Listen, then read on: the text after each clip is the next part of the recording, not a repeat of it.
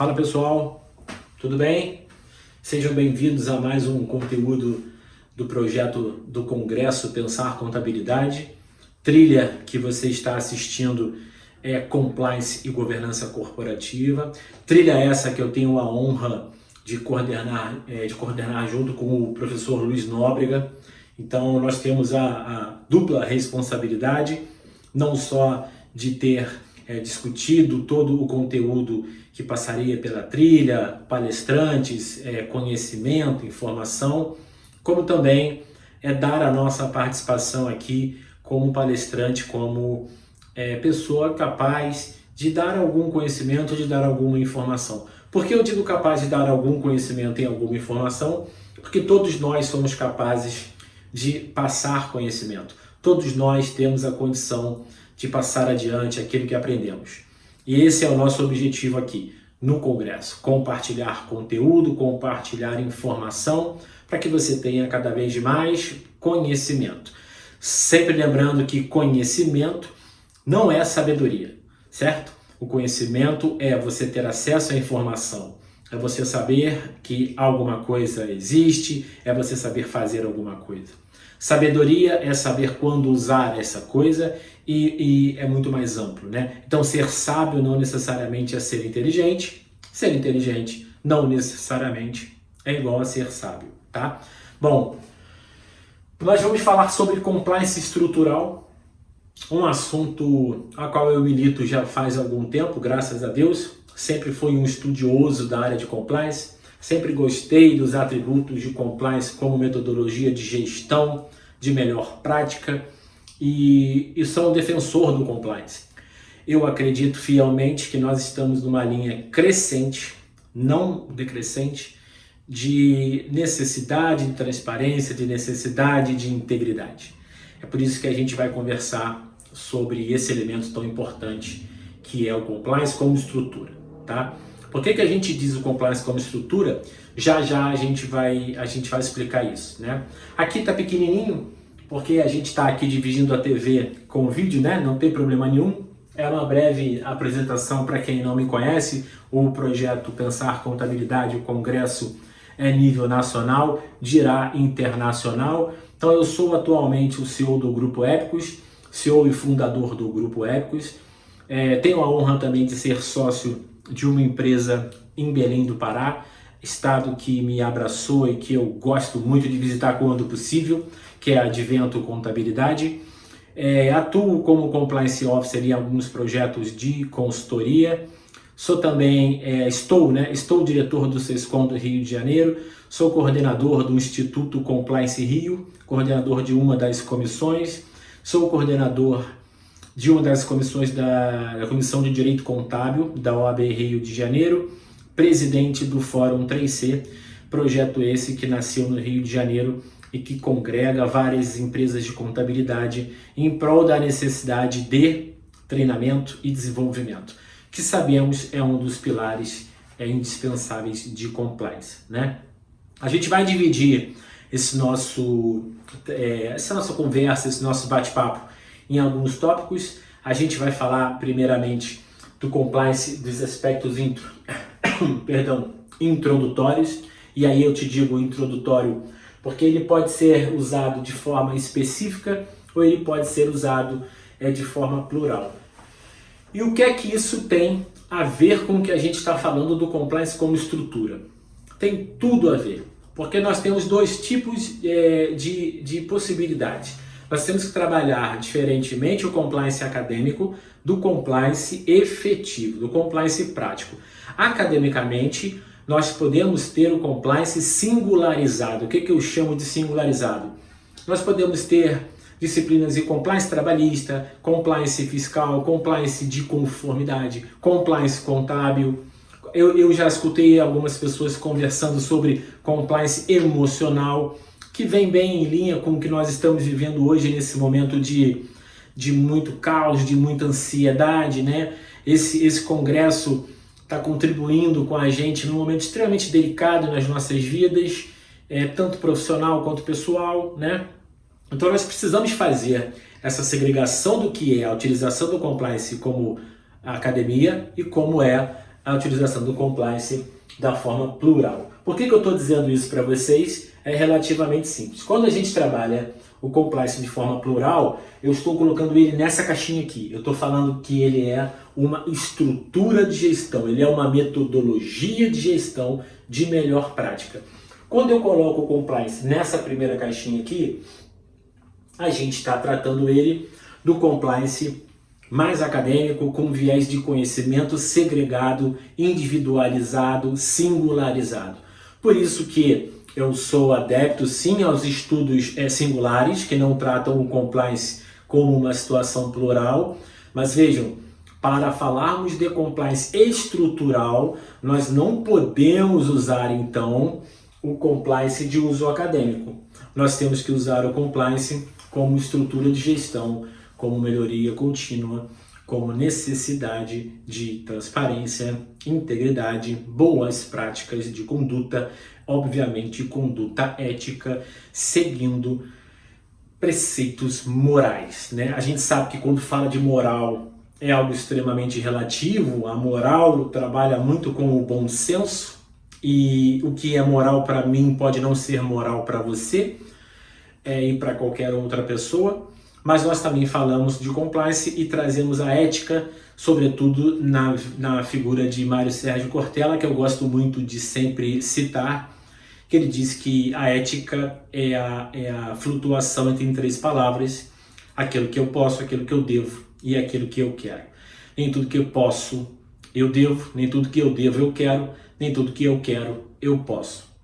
Se nós conseguirmos aliar a nossa vontade, o nosso desejo com essas três possibilidades e a resposta for sim, eu posso, sim, eu quero, sim, eu devo, nós estaremos efetivamente sendo éticos e, obviamente, na maior parte dos casos, sendo morais, tratando a situação com ética e com moral, tá?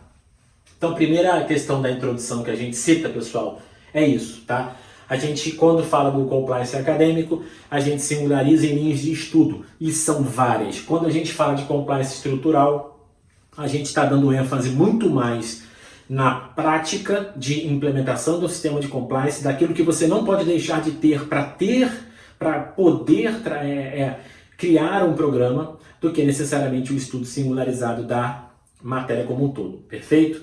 Então a gente avança aqui e traz o seguinte: aspectos introdutórios. Eu não posso deixar de falar, ainda que esteja pequenininho, não tem problema nenhum, a gente fala sobre isso, sobre o FCPA, né? O compliance a nível de introdução, ele tem muita gente, muitos estudiosos, eu também sou adepto dessa forma de pensar, de que ele nasceu, né, o arcabouço do compliance veio com o FCPA, que é a Lei Anticorrupção Americana. A partir dali, nós tivemos um avanço ao longo do tempo muito maior no que diz respeito às necessidades de controle, às necessidades de combate a propinas, a corrupção, a coisas desse tipo, né? Até porque o FCPA ele se subdivide em duas principais categorias. Uma são as correlações do FCPA, do código, com a questão da propina, da corrupção, dos desvios, e a outra é exatamente a questão dos controles internos. Então o FCPA também traduz muito a questão de controles internos. Então nós temos duas disposições principais. A gente traz aqui disposições contra a propina, disposições a favor de mais controles internos e mais condições de informação interna, tá? O que é que a gente traz como aspecto introdutório quando a gente sai do FCPA e daí migra a nossa linha de entendimento para o COSO? O COSO é o segundo grande start, o segundo grande passo do compliance como estrutura. Então ele nasceu baseado no FCPA e aí, por conseguinte, ele teve em 1985, com a criação do COSO, também uma instituição americana, o seu grande passo para controles internos. Então a gente está falando sim que o compliance hoje ele possui um arcabouço vinculado com as leis americanas, isso é correto afirmar, e que de lá para cá, de 1977, o grande start, depois de 1985, o segundo grande passo com a criação do COSO, que é uma organização para fins de controles internos e melhoria da informação como um todo. Perfeito? Aqui nós temos um gráfico ainda sobre aspectos introdutórios do perfil ético profissional do profissional brasileiro, e se a gente analisar isso aqui graficamente, a gente vê que a gente está falando da flexibilidade moral. E por que isso é importante quando a gente fala de compliance estrutural? Porque a pesquisa demonstra que em 2015, 16% das pessoas tinham flexibilidade baixa. 2017, 15% das pessoas, flexibilidade baixa. 2019, 4% das pessoas. Isso é um índice bom. Flexibilidade baixa significa que 4% das pessoas, na verdade aqui na questão da flexibilidade baixa, 4% das pessoas são extremamente éticas. 4%, acima de qualquer suspeita. Isso é um índice bom ou ruim? Na verdade, a gente veio perdendo, né? A gente tinha em 2015 16% das pessoas como extremamente éticas, depois 2017 15% e depois 2019 4%. Isso em função muito da pressão que se exerce. Mas o índice é bom no aspecto contrário. Aqui, em 2015, ele traz 8% alta. Flexibilidade alta é aquele cara que já nasce para fazer algum tipo de coisa errada, né? 2017 a gente caiu para 4% e 2019 a gente caiu para 2%. Então nós vemos que nós temos nos dois extremos. No extremo das pessoas que seriam, em tese, perante a pesquisa, mais éticas, nós perdemos em percentual. Porém, naquele outro ponto, no início, que é as pessoas que são menos éticas, nós também diminuímos o percentual. Então sobra esse meio de campo para a gente trabalhar, né? Aqui, na questão das pessoas que são extremamente éticas, tem um ambiente sob pressão que fatalmente colabora para esse tipo de entendimento e de situação. Por exemplo, né, eu tive a oportunidade de participar do Congresso Internacional de Compliance em São Paulo, e o procurador, então, da época da Lava Jato, comentou sobre a pressão do ambiente brasileiro, né? Na época, o Deltan Dallagnol. O que ele disse? Que, na verdade, o nosso combate não deveria ser contra a corrupção, deveria ser contra o ambiente sob pressão. Porque quanto mais pressionada a coisa for, mais suscetível o ser humano é a cometer atos de ilicitude, a cometer o ilícito. Faz total sentido o que ele falou e eu concordo com isso. Então nós temos que desburocratizar, né? Inclusive uma das leis editadas, sendo a partidária aí, a lei do contribuinte, lei da liberdade econômica, vieram com algumas situações de flexibilização, de menos burocracia, e isso vai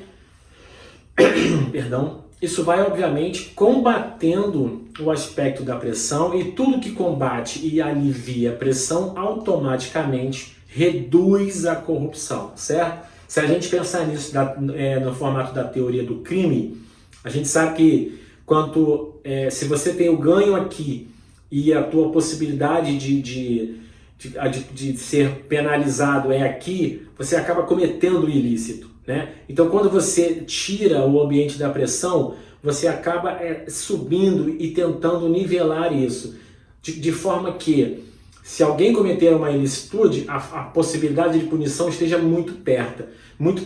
Então, você acaba diminuindo a corrupção, o ato de propina, o ato de ilicitude, regra geral. Não é muito o que a gente vem assistindo ainda, infelizmente, na nossa política, né? Eu sou do Rio de Janeiro, nosso estado sofre muito, né, com essa questão política. Vira e mexe nós temos aí escândalos para compartilhar com o Brasil e com o mundo, um tipo de compartilhamento que nós não gostaríamos, mas infelizmente temos, né?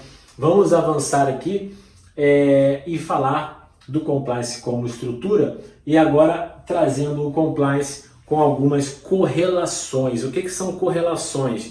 Lembra que a gente comentou sobre o aspecto colateral do compliance, né? Então a gente tem situações que precisam obrigatoriamente estar funcionando, estar ok, estar 100% para que você atinja, para que você maximize um start na questão do compliance. Porque você não pode simplesmente imaginar que você vai fazer um programa de compliance sem você, por exemplo, trabalhar a cultura, né? Isso aqui é cultura. E a gente sabe que cultura, nós temos 4 culturas principais. Nós temos cultura de clã, nós temos cultura hierárquica, nós temos cultura adocrática e cultura de mercado. Então nós temos clã, hierarquia, adocracia e mercado. Aí você pode pensar, mas o que é que diabo que isso tem a ver com compliance? Eu vou falar que tudo tem a ver com compliance no que diz respeito à cultura. Porque se você não souber a cultura da sua empresa, você não sabe contratar pessoas que façam aderência a essa cultura. Você não consegue criar processos que façam aderência a essa cultura. Você não consegue ter clientes, fornecedores que façam aderência a essa cultura. Então parece uma besteira, parece uma brincadeira. Ah, mas isso aí é coisa de RH. Eu posso garantir para você, garantir que não é. A sua cultura influencia diretamente em tudo que você faz dentro da tua empresa, a tua cultura organizacional. Então esse é um assunto efetivamente de compliance. Então aqui a gente tem na cultura de clã aquele entendimento de que juntos somos mais fortes. Nós temos que ter um cuidado com esse tipo de cultura, porque isso não pode ser cultura de bando, tem que ser cultura de clã, ou seja, eu te ajudo depois que eu acabo o meu trabalho. Eu não te ajudo antes de eu acabar o meu trabalho, porque isso prejudica a empresa e cria um sentimento de caos organizacional, né? Você imagina que um diretor tenha 5 gerentes e ele questiona ao primeiro gerente sobre a finalização de um determinado trabalho. E esse primeiro gerente diz o seguinte: não, eu não terminei porque eu ajudei o segundo gerente. Ok, ele vai no segundo gerente, o questiona e ele fala: não terminei o trabalho que você pediu porque ajudei o terceiro gerente. Ok, eu entendo, mas você fez o seu trabalho? Ele falou: não deu tempo de fazer o meu trabalho, eu tive que fazer o do terceiro gerente. Ele vai no terceiro gerente, que diz então que ajudou o quarto, e o quarto ajudou o quinto ajudou o primeiro. Ocorre que ninguém fez a sua parte e todos estão se ajudando. Isso, categoricamente, não é uma cultura de clã, é uma cultura de bando. Então, o primeiro entendimento que você tem que ter é, quando a gente fala de cultura de clã, é necessário que você faça a sua parte. Fazendo a sua parte, você tem liberdade para ajudar aos terceiros, ok? Cultura hierárquica.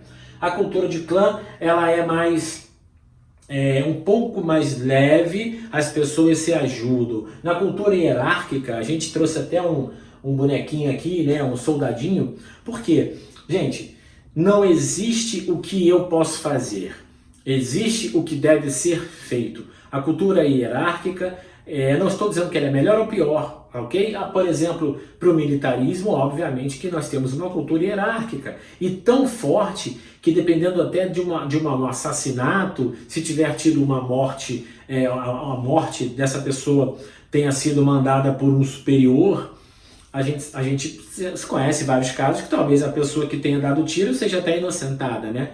Tamanha hierarquia sobre aquilo. Né? Na cultura de clã, duvido muito que isso aconteça, né? Que o gerente vai lá dar um tiro em alguém e fala: foi o diretor que mandou. Não, você vai ser preso na hora, né? Aqui não, na hierarquia não. Vamos entender se houve um mando superior. Então veja que diferença absurda de uma cultura de clã para uma cultura hierárquica, né? A cultura de clã todos se ajudam, a cultura hierárquica eu sigo rigorosamente o protocolo, o processo, como tem que ser feito, e é assim que tem que ser. A gente migra então para a cultura chamada adocrática, é a cultura inovativa, muito vista nas empresas de tecnologia. E eu te digo, a cultura de adocracia, a cultura adocrática, ela é tão veloz que o produto se torna obsoleto pela própria velocidade da empresa. Aqui eu trouxe um exemplo de um telefone. Pode ser a marca que você imaginar, mas se a gente trouxer 2 marcas aqui que dominam o mercado, a gente pode falar da Apple e da Samsung, que na verdade as pessoas dizem que a Samsung compete com a Apple. Isso não é uma verdade. A Samsung compete com a Samsung e a Apple compete com a Apple. Eu conheço pouquíssimas pessoas que usam os aparelhos da Samsung e que falam, eu vou para a Apple. E conheço pouquíssimas pessoas que usam os aparelhos da Apple e falam, eu vou para a Samsung. Quem é Apple fica na Apple, quem é Samsung fica na Samsung. Mas então como fidelizar? Fideliza-se colocando o próprio produto obsoleto. E é isso que a gente assiste, né? Você tem iPhone 11, daqui a pouco X, 12, 15, iPhone 1990 Plus, 5000 Plus, vai ter de tudo. Então a cultura docrática é aquela que se reinventa e inova o tempo todo. Por conta disso, ela tem muito menos o quê? Hierarquia, porque as coisas têm que ser adaptáveis. Então, o que é que isso tem a ver com compliance? Olha, tudo. Se você tem uma cultura de hierarquia na sua empresa, uma cultura hierárquica, e você contrata uma pessoa cuja a sensação dela, seja de trabalhar, a vontade dela, seja de trabalhar numa cultura inovativa, não vai dar certo. Da mesma forma, você é uma empresa inovativa e contrata alguém de uma cultura hierárquica, ele não vai saber o que fazer, ele vai sempre esperar uma ordem. E por último, nós temos a cultura de mercado. Aqui eu até trouxe a figura do príncipe de Maquiavel, porque ele tem aquela máxima famosa, conhecida por muitos, de que os fins justificam os meios, né? Para Maquiavel, isso era uma verdade, né? E para a cultura de mercado, também é. Porque não importa o que você faça, a minha necessidade é resultado. Cumpra a meta. Não importa como, não importa de que forma. Claro que eu estou exagerando um pouco, nós não estamos na época de Maquiavel, mas sim, nós temos empresas hoje, empresas grandes, que praticam esse tipo de coisa, inclusive permitindo que na área de vendas, por exemplo, um gerente, um supervisor de vendas invada a área do outro e o outro que se prepare, porque pode haver essa invasão. Então o respeito é um pouco confundido com a questão de resultado, né? Então a gente falou aqui das 4 principais culturas. Você tem no primeiro ponto de compliance estrutural, entender a cultura da tua empresa para saber o que é que a gente vai fazer depois. Então vamos saber qual é a tua cultura, se ela é clã, se ela é mercado, se ela é hierarquia ou se ela é adocracia, perfeito? Agora a gente vem para cá e fala do tipo de profissional que você tem na tua empresa. Eu não sei se você sabe, né? Mas nós temos hoje generalistas, especialistas e nexialistas. Quem é um nexialista, né, gente? Quem seria um nexialista? Olha, o que a gente pode falar atualmente? A gente já citou sobre cultura e a gente está falando agora de profissionais, de perfil profissional. Isso tem tudo a ver com a cultura. Por isso que a gente fala que o compliance possui alicerces colaterais e correlatos. Você sabendo a sua cultura, você sabe então qual é o tipo de profissional que você deve contratar. Você sabendo o seu processo, você sabe então o perfil do profissional que você precisa ter. Quem é que trabalha com especialista? É aquele cara que faz normalmente um tipo só de coisa, um tipo só de função, ou um ou mais tipos de função, e esse cara normalmente é um pouco mais difícil de mudar, né? Porque ele conhece tanto daquela situação que ele acaba sendo sempre o cara com o pé na porta ali para não abrir. Não, olha só, vai mudar de sistema. Pô, será que esse sistema novo vai funcionar? Será que isso vai realmente fazer melhor do que eu já faço? Porque eu já faço isso tão bem. Isso aí não vai ser bom, né? Aí você vai para o generalista, né? O generalista conhece de tudo um pouco, mas tem certa superficialidade, né? Ele é muito bom para procedimentos de reunião, né? Para coisas, discussões rápidas com os clientes, mas nem todos podem ser generalistas na empresa, nem todos podem ser especialistas. Daí cria-se então a figura e o entendimento de um perfil profissional que é altamente buscado pelos headhunters atuais e pelos profissionais de RH. Nós estamos falando do nexialista. E o que é o nexialista, gente? Pensa comigo. Nexialista vem de nexo, certo? Então o nexo é a possibilidade de você ligar vários pontos, várias situações que parecem distantes numa mesma linha de raciocínio em prol de uma solução específica. Vou te dar um exemplo simples. Se eu mostrar para você uma gaveta, você vai me dizer que é uma gaveta. Se eu te mostro uma gaveta encaixada num armário, você vai me dizer que aquilo é um armário.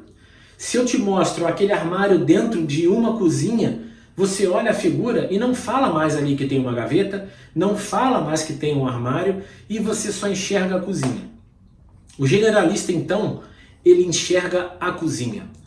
O especialista enxerga a gaveta. O nexialista entende que a cozinha é feita da gaveta, do armário e que essas situações conjuntas é que criam a cozinha, somando com a geladeira, com o fogão, com o boiler, enfim. Essa é a diferença do olho do profissional. O especialista foca em determinada situação. O generalista, ele vai um pouco para trás e olha como um todo. O nexialista, embora veja a solução completa, ele tem a capacidade de colaborar com a solução, criando nexo em cada etapa daquele processo, tá? Você tem que saber, então, que tipo de profissional você tem na tua empresa, né? Qual é o tipo de profissional que você tem? Para pensar. Normalmente, a melhor prática, vamos para a compliance, sempre falando da melhor prática, diz que você precisa de nexialistas nas lideranças. Porque um especialista liderando um nexialista pode ser complexo. Agora, um nexialista fatalmente vai conseguir liderar um especialista e um generalista. Não é tão simples achar assim, e existem estudos e plataformas de RH especializadas para você entender que tipo de profissional você tem na tua empresa. Mas eu digo com muita clareza.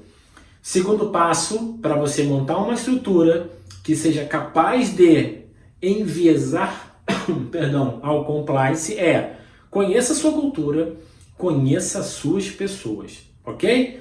Sem isso, esquece o compliance. Esquece, na verdade, qualquer tipo de gestão que você queira ter. Muito menos a gestão enviesada para uma melhoria contínua, que é o que a gente está falando aqui de compliance, né?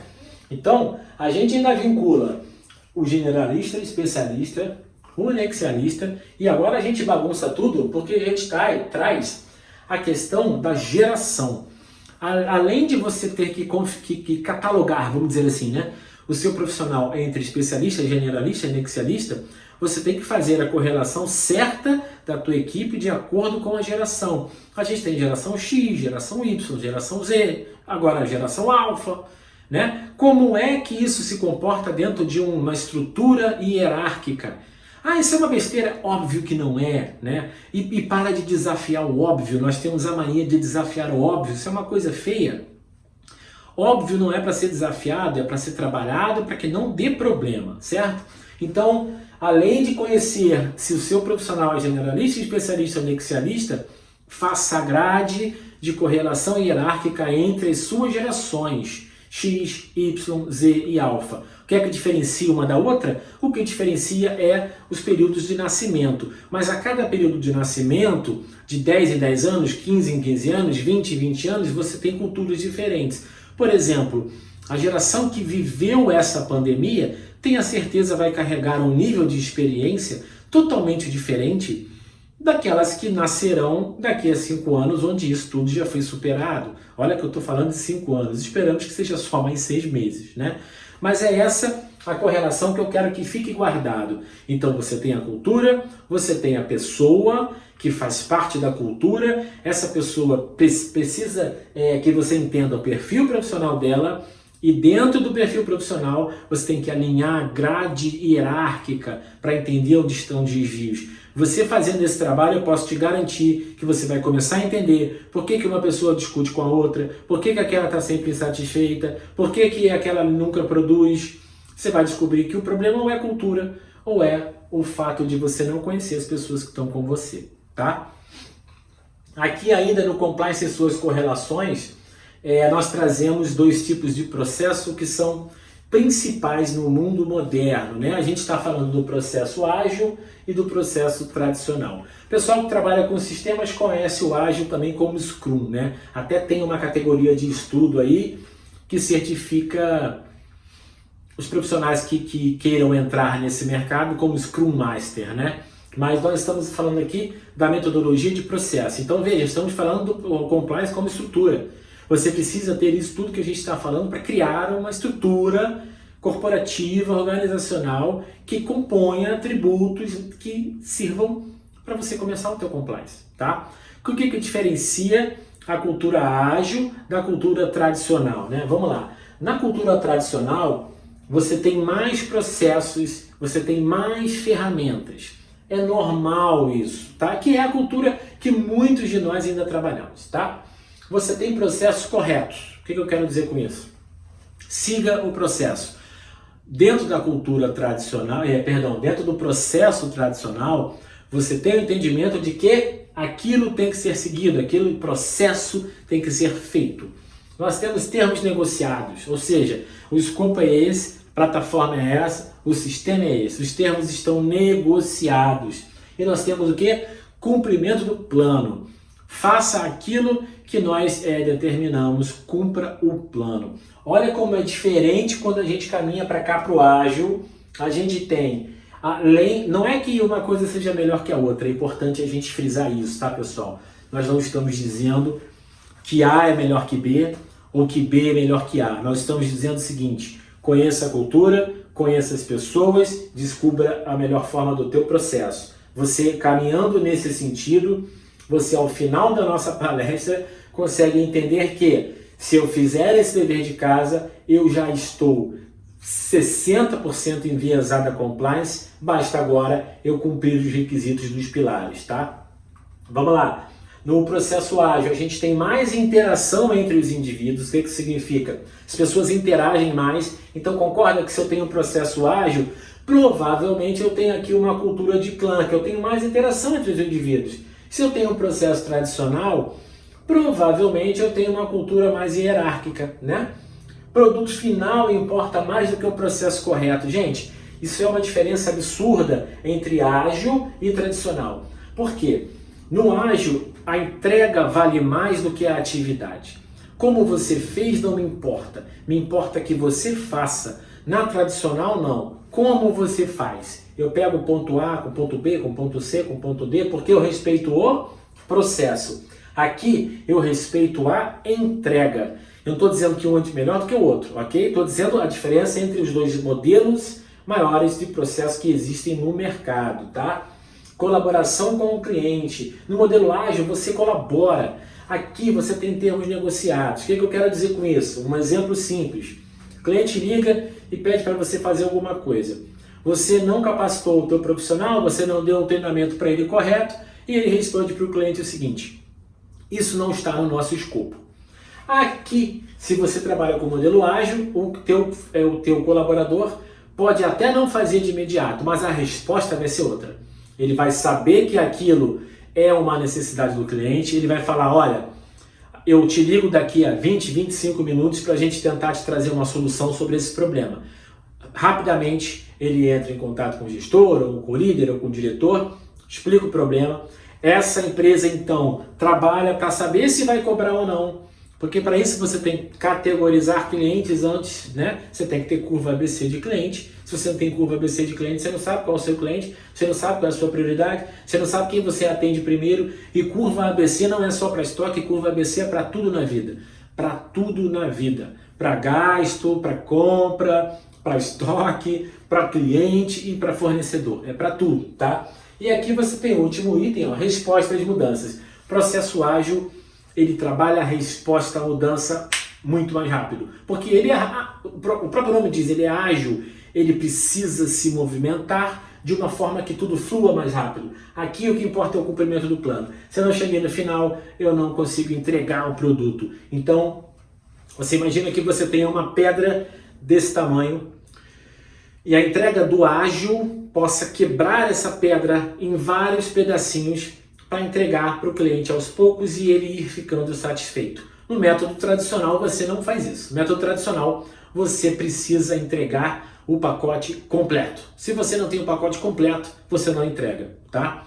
Então essas são as diferenças básicas aí entre ágil e tradicional, tá bom? Como eu falei, gente, olha só, nós passamos pelo aspecto introdutório, nós falamos de aspectos correlatos, agora nós vamos falar de pilares, tá? Tem uma parte que a gente não citou, que foi a parte de curva que eu acabei falando no finalzinho agora, Se você tem o teu negócio, você precisa categorizar cliente. Não estou dizendo que o cliente é mais ou menos importante. Estou dizendo que cada cliente precisa de uma atenção diferenciada. Isso é o que diz a própria lei nossa. Porque a igualdade não é necessariamente tratar todos como iguais. A igualdade é tratar os iguais como iguais e os desiguais como desiguais no limite da sua desigualdade. Isso é equidade, tá? Então, quando você pega um cliente maior, com mais complexidade, com mais risco, né? Risco financeiro, risco de imposto, risco de dar problemas, risco institucional, e você o nivela a um cliente pequeno, a um cliente do Simples, e ele disputa no mesmo ambiente com o cliente do Simples, obviamente, de novo falando obviamente, você não está tendo uma gestão clara do teu negócio. O teu negócio precisa ter cultura, vou repetir, o teu negócio precisa ter a cultura certa, o teu negócio precisa ter a pessoa certa, e o teu negócio precisa conhecer o cliente dele. Sabendo do teu cliente, com a pessoa que você tem, com o tipo de cultura, você começa a organizar a tua casa e vai enxergar diferente, tenho certeza. Eu te garanto, você vai enxergar diferente. Mas tem que fazer, né, gente? Né? O professor Eliseu Martins, eu estava também numa palestra do professor Eliseu Martins, que uma das pessoas, né, um dos congressistas, perguntou a ele, professor, inclusive o professor Eliseu Martins, que participa também do nosso congresso, ilustre professor, ele disse, professor, por que a prática é tão diferente da teoria? Né? Então o aluno perguntou, por que a prática é tão diferente da teoria? O professor Eliseu, com toda a sua elegância, responde o seguinte, meu querido, a prática não é diferente da teoria, é porque na prática você não aplica a teoria. Então assim, se você não aplica a teoria, é claro que ela não será igual à prática, né? Porque você não a aplica. Então, se você tem um estudo, se você tem uma ciência que fez determinada situação, se você tem uma equação matemática, vamos, né? Traz para a matemática. Se você tem uma equação matemática, você tem que seguir para que ela dê o resultado. Se você não segue, o resultado é outro. Então, a teoria não é diferente da prática. É que na prática não seguimos a teoria, certo? Claro que eu sei que o mercado externo influencia. Estamos falando de tudo interno, compliance como estrutura de gestão interna, perfeito? Vamos entrar agora numa parte específica de compliance que a gente fala de pilares, né? Aqui a gente tem uma figura triangular que divide as categorias da alta administração, porque o primeiro pilar de compliance é o compromisso da alta administração. Sem o compromisso da alta administração, a gente não tem a possibilidade de fazer nenhuma situação sequenciar, né? Nada é sequenciado. E o compromisso não é só financeiro. Claro que ele precisa ser financeiro, né? A alta administração precisa efetivamente ter recursos, dar recursos, dinheiro, para que o programa de compliance seja que aconteça, para que ele aconteça. Mas não é só isso, né? Quando a gente fala compromisso da alta administração, é como o exemplo. Se você tem um código de conduta ética, você tem que seguir. Se você exige algo do seu colaborador, você tem que fazer igual. Você tem que ser justo, e aí nós não podemos aqui confundir justiça com benevolência. A justiça, ela é diferente da benevolência. Eu tenho que ser justo com todos, e benevolente eu posso ser com quem eu quiser, mas que eu seja justo com todos, tá? Então, o primeiro grande pilar de compliance, compromisso da alta administração. Sem o compromisso da alta administração, nada vai fluir. Não, pode fazer que eu vou apoiar. Aí quando você vai lá pedir o apoio, o cara fala, não, agora não, que não tem dinheiro. Ou agora não, que não dá. Não, agora não, que eu vou viajar. É fato que o programa de compliance não vai avançar, certo? Compromisso da alta administração já começa com os passos anteriores que a gente citou. Necessário conhecer a cultura, então talvez seja preciso contratar uma consultoria para que essa cultura seja conhecida. Necessário treinar e capacitar pessoas de acordo com perfil e geração. Então é necessário investimento em treinamentos segregados, sequenciados, com o menor número de pessoas, né? E é necessário que a gente tenha processos adequados às pessoas, aos perfis e à cultura. E a gente está falando de uma escolha ou de trabalhar de forma híbrida ali, um pouco de processo tradicional com um pouco de processo ágil, que também pode ser uma solução boa, tá? A gente vem aqui para o segundo pilar de compliance, que é Risk Assessment. O que é o Risk Assessment? Gerenciamento de risco. né? Compliance seus pilares, a gente vai fazer uma leitura rápida aqui, ó. Riscos são eventos com impactos negativos no atingimento de um objetivo de uma meta. É interessante falar o seguinte, tá? Muitos têm a ideia de que o processo de compliance, ele proíbe a organização de fazer as metas e cumprir seus objetivos. Não é por aí. O compliance não limita nenhuma empresa. O compliance trabalha numa melhoria contínua, alertando sobre possíveis riscos, tá? Por isso que ele está vinculado diretamente com a contabilidade. Por isso que a gente trouxe pessoas, não só na trilha, como também na trilha de contabilidade raiz, para dissecar os CPCs. Na área de compliance a gente tem CPC 25, que trata de passivos contingentes. É óbvio que isso tem tudo a ver com compliance, né? A gente fala de CPC 32, mudança de política contábil. Ué, mudança impacta? Claro que impacta, isso tem tudo a ver com compliance, porque a transparência, você tratava de uma forma, agora tem que tratar de outra. Então não me venham falar que compliance não é matéria necessária para a contabilidade, porque é há muito tempo. E eu fico muito feliz de que agora não só a BSSP, como outras organizações, como outros profissionais estejam abrindo os olhos e efetivamente trabalhando em prol de uma sociedade mais justa, mais ética, e que o bom senso seja cada vez mais vinculado à situação de equidade e não de os fins, né, justificam os meios, como a gente infelizmente assiste até hoje em muitas coisas, né? Quando a gente fala de risk assessment, a gente obedece a uma estruturazinha para criar um mapa de risk assessment. Você tem que conhecer a amplitude legal da sua jurisdição, você monta a grade de risco, você cria a matriz de impacto, depois você executa entrevistas para saber os riscos dentro da organização, depois você monta essa matriz, que é, na verdade, probabilidade, né, versus severidade. Qual é a probabilidade? Pode acontecer muito, pode acontecer pouco. Qual é a severidade? Se acontecer, quebra a empresa. Mas se acontecer, só vai me dar uma multinha de R$500. Isso tudo tem que ser trabalhado na área de risk assessment, implantar e monitorar, né?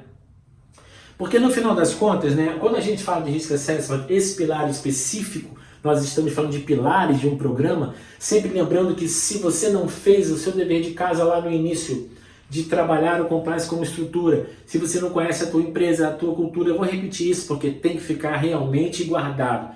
Se não conheces a tua cultura, se não conheces as tuas pessoas, não tens processo, não terás compliance, por favor. O caro não vive sem o barato, perfeito?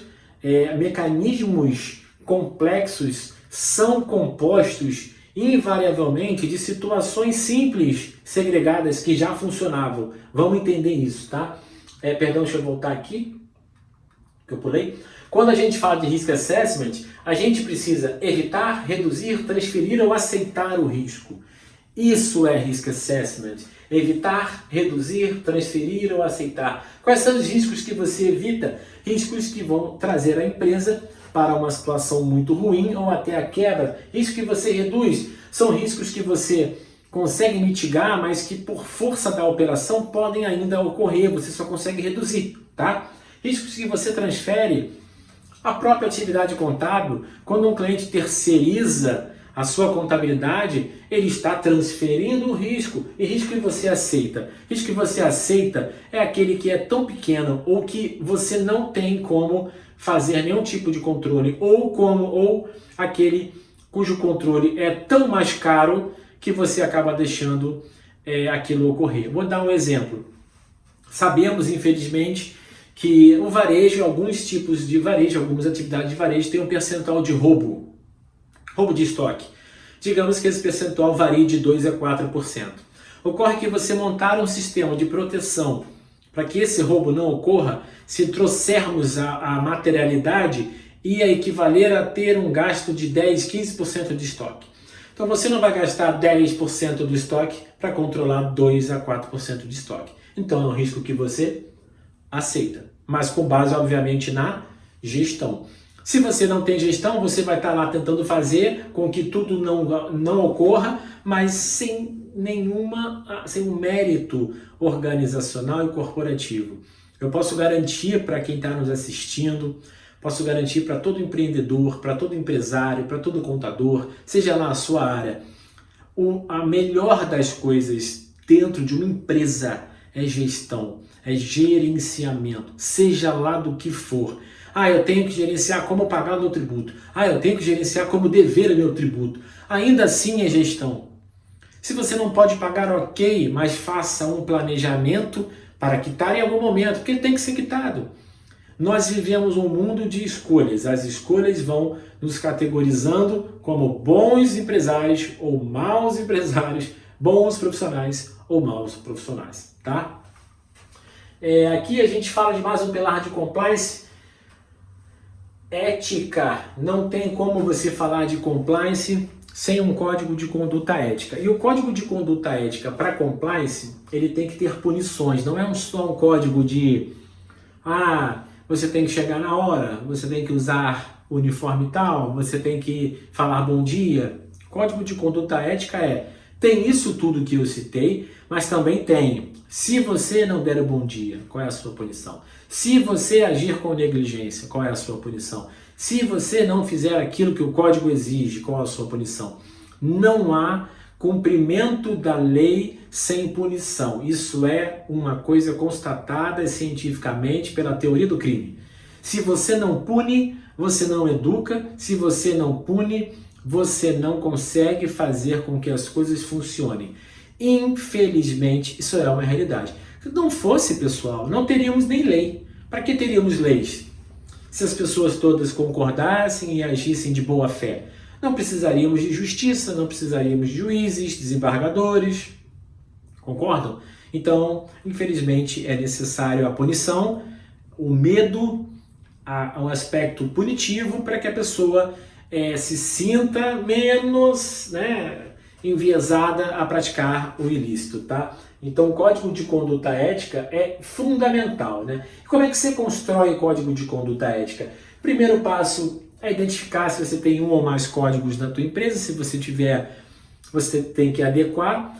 Nós, falando aí da minha profissão, eu sou contador, nós já temos um código de ética do profissional de contabilidade, é o mínimo que você tem que conhecer, né? Um dos aspectos lá que a gente falou dos pilares é conhecer a sua jurisdição. Então você tem que conhecer os CPCs, você tem que conhecer as NBC3, você tem que conhecer, né? Você tem que conhecer, é a sua profissão. Você tem que conhecer CPC 16, CPC 23, CPC 25, CPC 00, CPC 24, tem que conhecer. Talvez não todos, mas tem que conhecer o CPC 47. Tudo isso está muito no seu dia a dia. Você que acha que não está, mas eu posso te garantir que está, né? Isso aí o passo você primeiro identifica, né? Faz a construção do código, envolve um grupo de trabalho, tá? Para que o código circule pela empresa. A construção do código de conduta ética não pode ser individual, você tem que circular ele pela empresa inteira, porque senão ele não foi democratizado, né? E ele precisa necessariamente ser democratizado, isso é importante.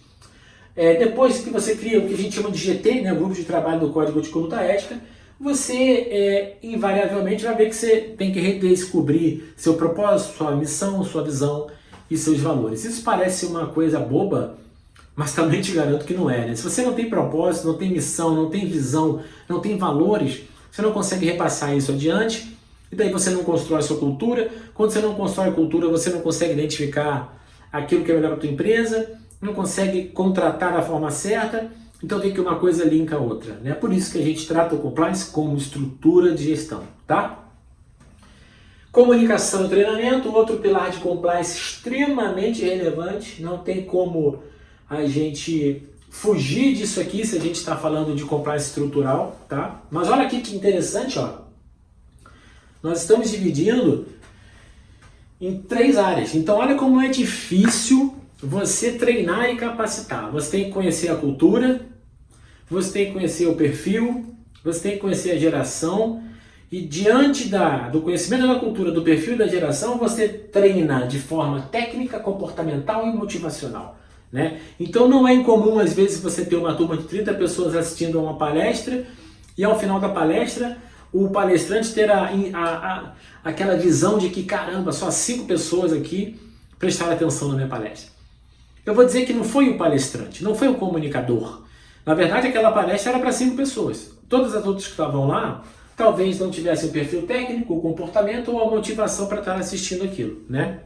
Então, treinar, pessoal, o pilar de comunicação e treinamento não é simples como a gente acha, tá? O treinamento pode ser interno e pode ser externo. Você pode pagar cursos ou fazer processos internos de capacitação, desde que você respeite perfil profissional, geração e cultura, tá bom? E aí você treina em pequenos grupos, comportamento, técnica e motivação, tá?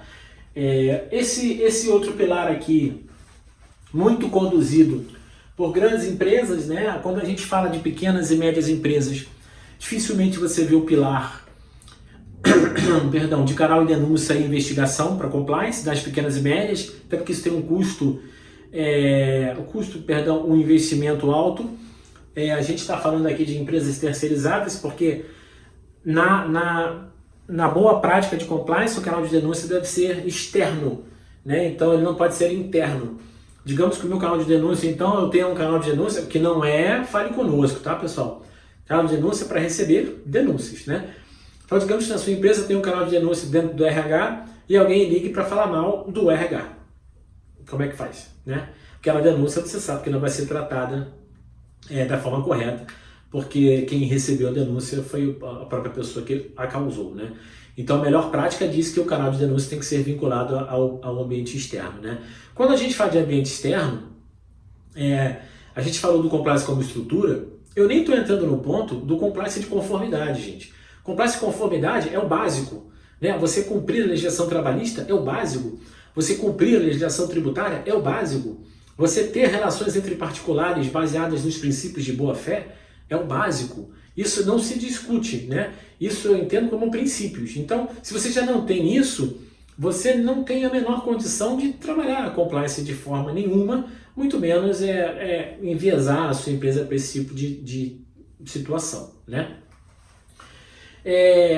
Controles e monitoramento, né? A gente mais um pilar, né? Segundo o COSO, a gente tem os controles internos podem ser considerados eficientes e eficazes se a administração tiver a segurança razoável de que os objetivos e as operações da entidade estão sendo alcançados, as demonstrações financeiras, olha aí a contabilidade junto com o compliance, estão de acordo com as regras e feitas de maneira confiável, e as leis e regulamentos são aplicados, olha aí o compliance de conformidade que a gente acabou de citar, né? Eu agradeço imensamente a atenção de vocês, eu espero que a gente tenha contribuído um pouquinho com esse assunto tão complexo que é o compliance nos dias atuais. O compliance vem sendo utilizado por alguns colegas de uma forma não tão correta, misturando muito as disciplinas nesse sentido.